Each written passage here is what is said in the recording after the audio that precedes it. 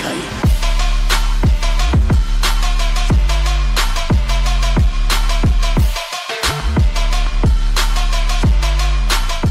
Makalipas ng ilang minuto sa loob ng dungeon ay mapapansin naman natin ang pakikipag-usap ng grupo, kung saan natanong ni Debo kung ang lahat ba ng kanilang ginawa ay kanilang pinlano. Habang sila ay nagpapatuloy ay sinagot naman ito ni Ralph na siya ay tama.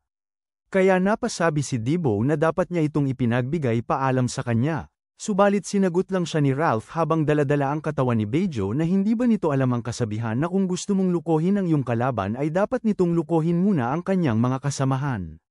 Napasabi naman si El na kanya bang kasalanan na ang una nitong ginawang pag-atake ay mayroong halong emosyon, ngunit sinagot lang ito ni Ralph habang pinagpapawisan ng husto na wala silang oras para makipag-usap dahil kinakailangan nilang magmadaling umalis sa loob ng gate. Kanya namang natanong habang patuloy na dinadala ang bangkay ng babae kung bakit nila ito sinasama, kaya ipinaliwanag ni El na ito ay dahil ipinangako niya ito sa Gaffer Merchant Union. Nang bigla namang napasigaw si Piro sa kanyang napapansin sa malayo, dahil dito ay kaagad naman siyang tumakbo ng napakabilis kaya napatanong si Debo kung ano ang problema. Makalipas ng ilang sandali ay nagawa naman nilang makapasok sa isang silid kung saan mayroong isang kakaibang gintong bagay sa gitna kaya napasabi si Piro na ito ay kanya ring nahanap sa wakas. Labis namang ikinamangha ng grupo ang kanilang nasisilayang item habang ito ay nagliliwanag sa kanilang harapan, kaya napatanong si Kiri kung ito ba ang kanyang pakay na hero item. Natanong naman ni Miner kung nakakasigurado ba siya na ito ay totoo dahil hindi niya magawang matukoy sa pamamagitan lamang ng pagtingin dito. Isinaad naman ni Piro na siya ay nakakasigurado dito dahil ito ay tulad ng paglalarawan dito, at ito ay ang susi ng bodega ng hero na si Phantom. Si Phantom ay tinaguri ang pinakamagaling na magnanakaw sa mundo ng Maple, at bago pa man nakabalik si El sa kanyang kasalukuyang buhay ay narinig niya na ang kanyang bodega ay naglalaman ng iba't ibang nakakamanghang mga bagay. Kaagad namang kinuha ni Piro ang item sa lalagyan nito at napalingon sa kanyang mga kasamahan at nagsabi ng kanyang pasasalamat dahil hindi niya ito makukuha kung hindi dahil sa kanila. Sa sandaling kanyang mahugot ang item sa lalagyan ay mayroon namang isang maliit na bato ang nahulog sa kanyang ulo, kasunod nito ay ang pagyanig ng lupa ng napakalakas kaya ito ay labis na ikinabahala ng grupo. Nagawa naman na matigilan ni Ralph at ni Miner sa kanilang kinaroroonan at ganoon din ang naging reaksyon ni Debo. Habang si Piro at Kiri naman ay kaagad na gumalaw para tumakas, kasabay nito ay ang pagsigaw ni Piro sa kanilang lahat kung ano pa ang kanilang ginagawa dahil kinakailangan nilang tumakbo.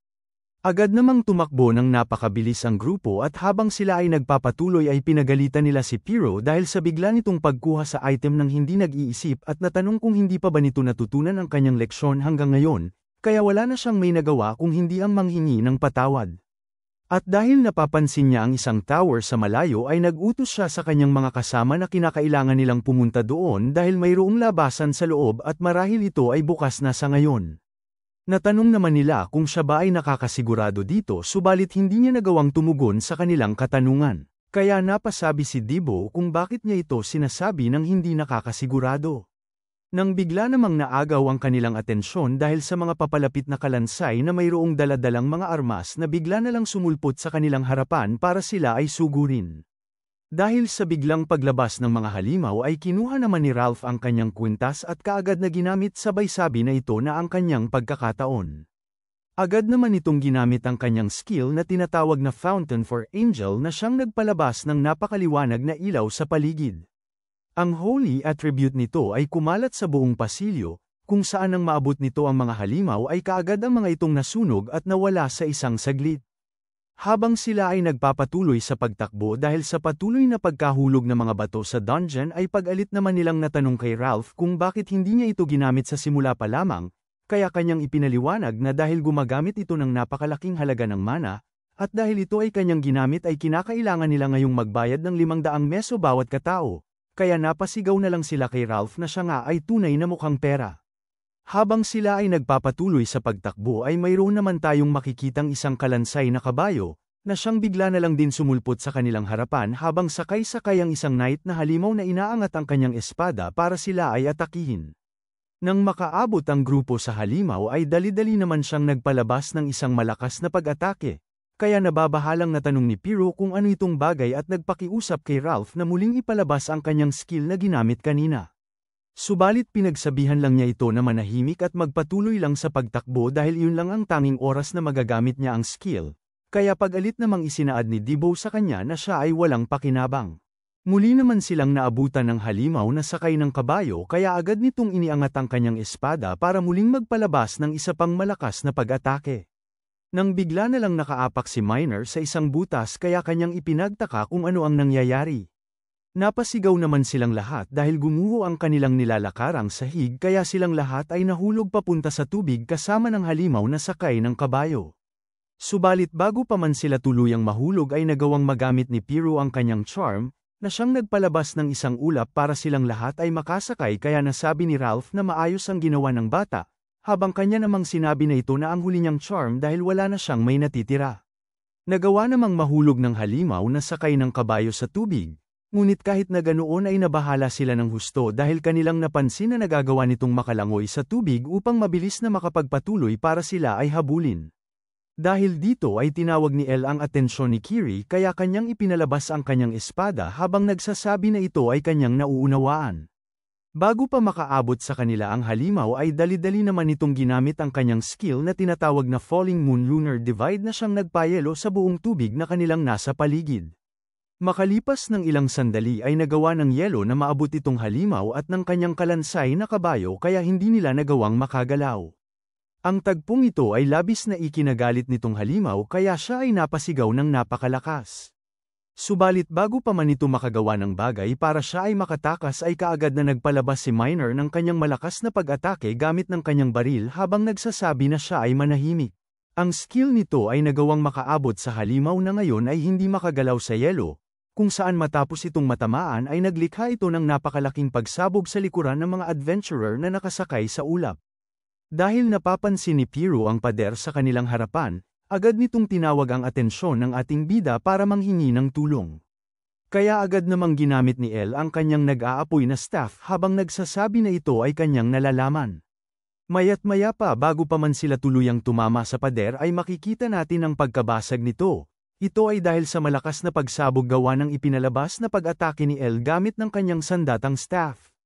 Na siyang naging dahilan kung bakit nagawa ng grupo na makapagpatuloy sa kanilang pagtakas. Makikita naman natin ang unti-unting pagbiyak ng mataas na tower kaya nagsabi ang grupo na sila ay mag-ingat.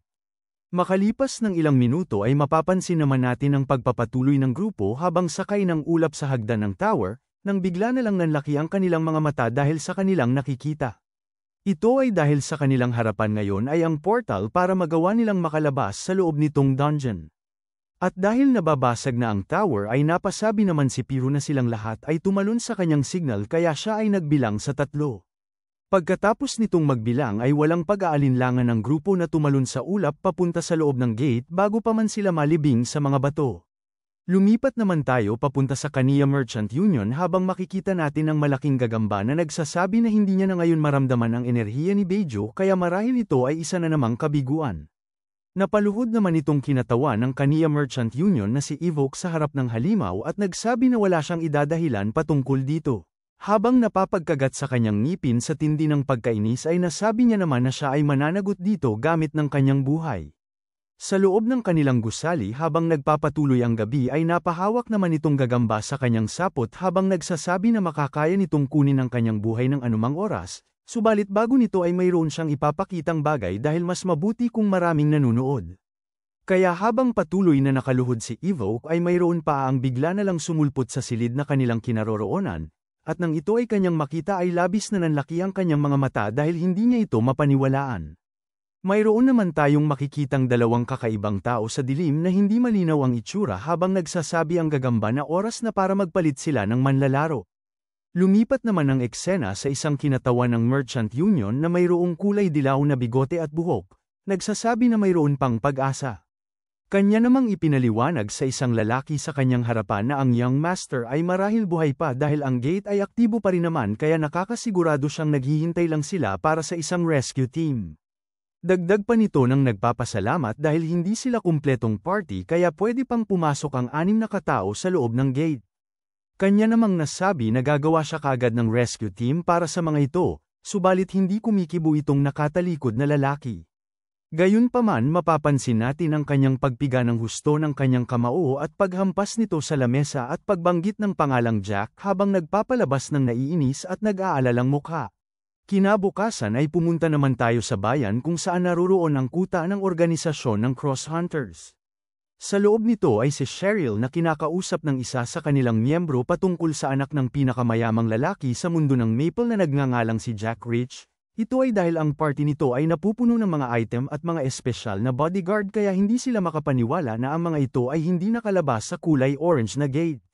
Dahil sa kanyang nalamang impormasyon, napaisip si Cheryl na marahil ito ay kagagawa ng kaniya Merchant Union at hindi niya inaasahang gagalawin rin ng mga ito ang nangungunang Merchant Union kaya kanyang natanong kung hindi ba ang mga ito natatakot na ito ay ikakasama nila.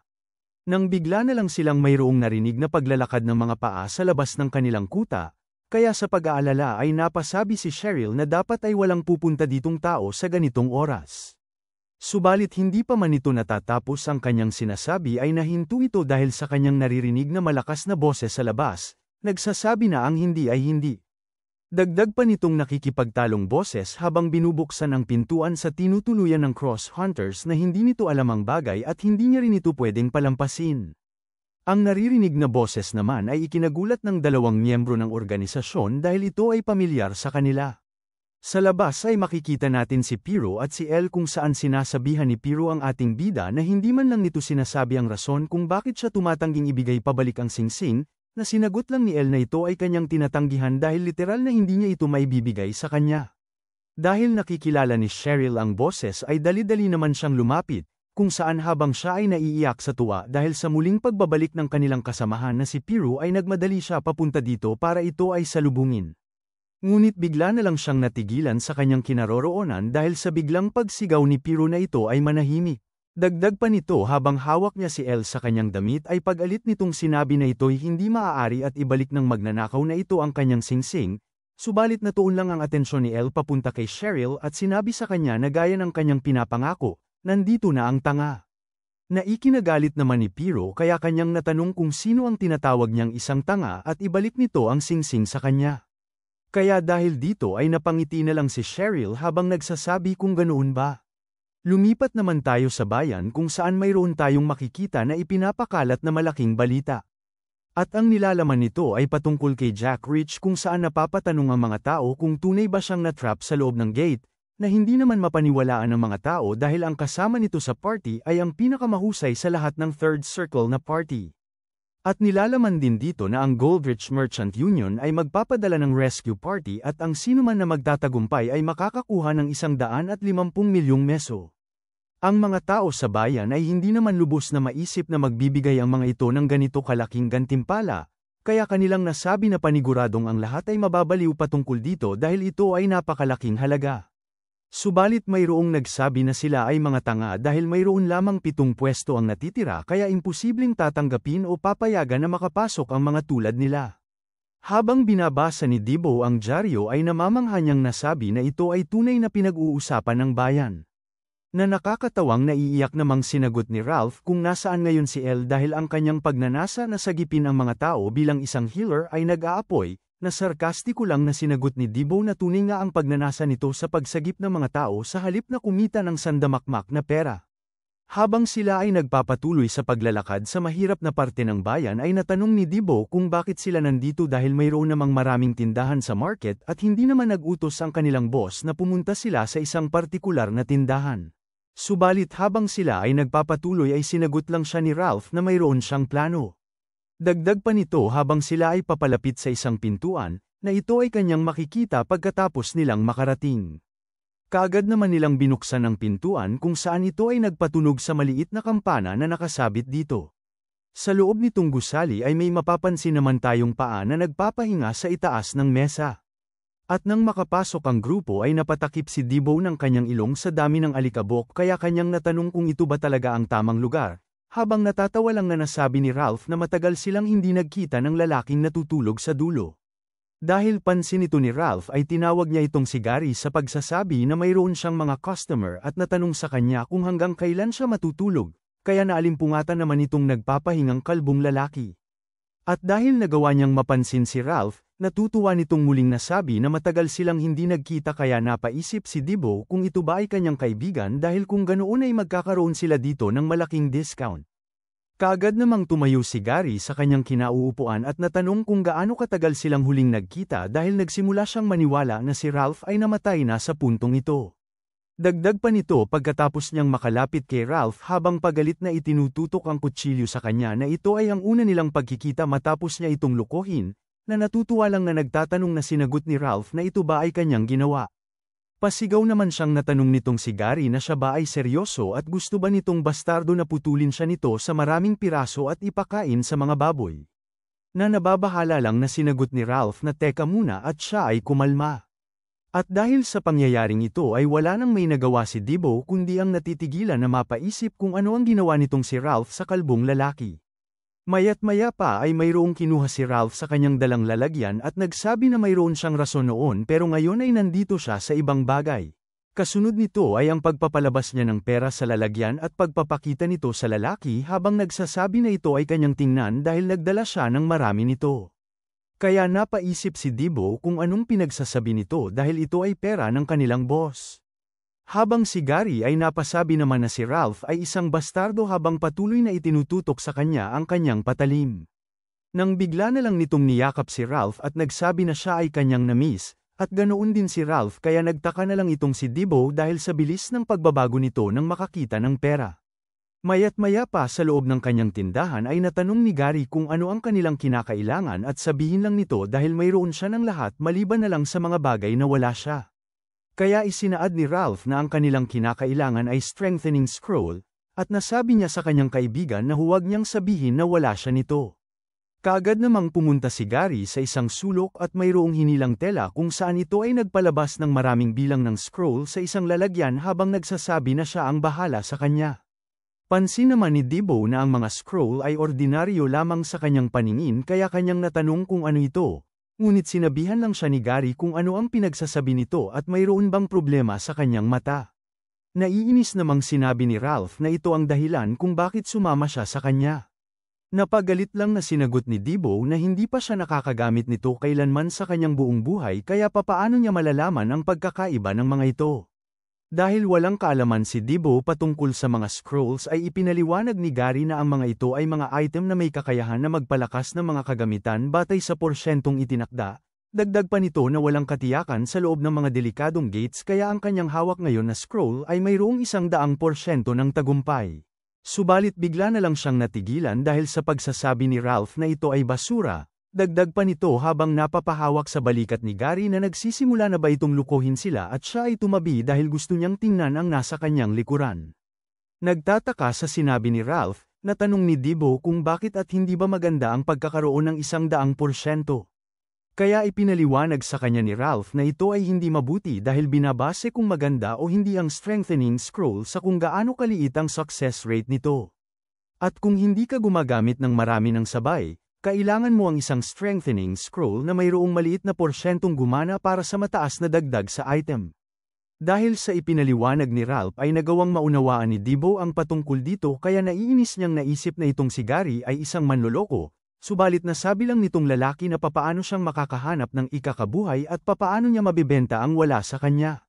Dagdag pa nito na nagbago na ang mga bagay dahil ang mga matataas na antas ng scroll ay isa na ngayong military equipment at iligal itong ibenta.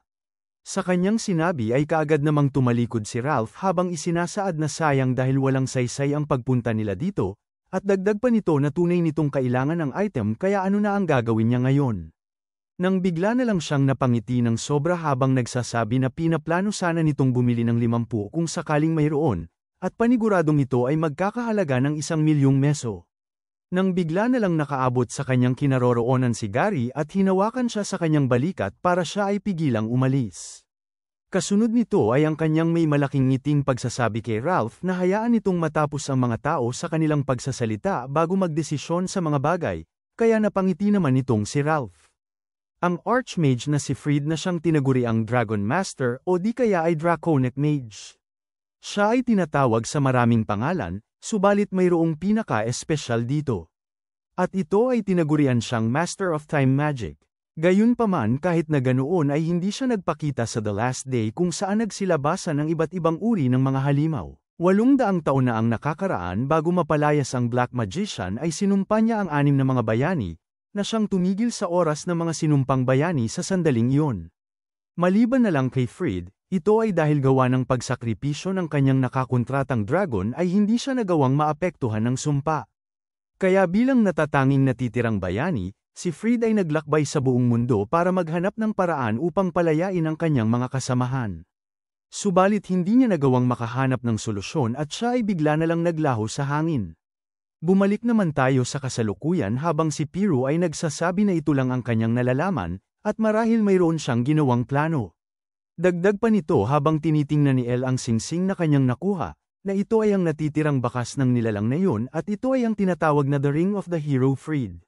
Habang sila ay nakatayo sa loob ng silid sa kuta ng organisasyon ng Cross Hunters kasama si Cheryl ay hindi naman ni El mapaniwalaan itong bagay.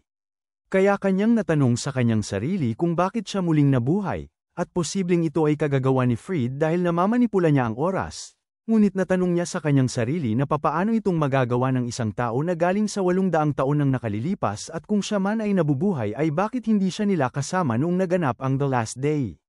Nang bigla na lang naagaw ang atensyon ni El dahil sa pagsasalita ni Cheryl, nagsasabi na hindi siya nagdududa kay El dahil pinili siya ni Fried, gayunpaman gusto niyang malaman kung bakit nito kinakalaban ang mga tagasunod ng Black Magician. Sa galit ay napapiga si El ng kanyang kamao, at sinagot nito ang katanungan ni Cheryl sa pagsasabi na mayroon siyang rason kung bakit hindi niya masabi ang kanyang eksaktong motibo. Sapagkat ang isa sa rason dito ay gusto niya silang sagipin kahit anuman ang mangyari sa anumang paraan, kung saan makikita natin sa kanyang alaala ang mga kasamahan nito na naging bahagi ng kanyang karanasan sa dati niyang buhay. Lumipat naman tayo papunta sa gitna ng kagubatan habang mayroon tayong maririnig na pagkahingal. Ito ay si Kiri na walang tigil sa pag-eensayo gamit ng kanyang espada. Pansin naman natin ang kanyang matinding paghinga dahil sa tindi ng pagkapagod. Nang bigla na lang sumulpot si Dibo sa kanyang kinaroroonan at natanong sa kanya habang siya ay papalapit kung hindi ba siya napapagod sa paggawa nito araw-araw. Dagdag pa ni Dibo na hindi siya nito nakita noong una nang ito ay kanyang hinanap, kaya sinabihan siya ni Kiri na pumunta siya sa kanyang master kanina dahil mayroon siyang kailangang sabihin. Natanong naman ni Kiri kung bakit siya nandito, kaya napasabi si Dibo na mayroon siyang gustong hilinging pabor sa kanya. Nagtataka namang sinagot ni Kiri habang pinupunasan nito ang kanyang pawis dahil sa matinding pag-eensayo kung ano ang ibig nitong sabihin. Na nahihiya lang na sinagot ni Dibo habang namumula ang pisngi at hindi makatingin sa kanya kung maaari ba siya nitong samahan kinabukasan para sa isang bagay.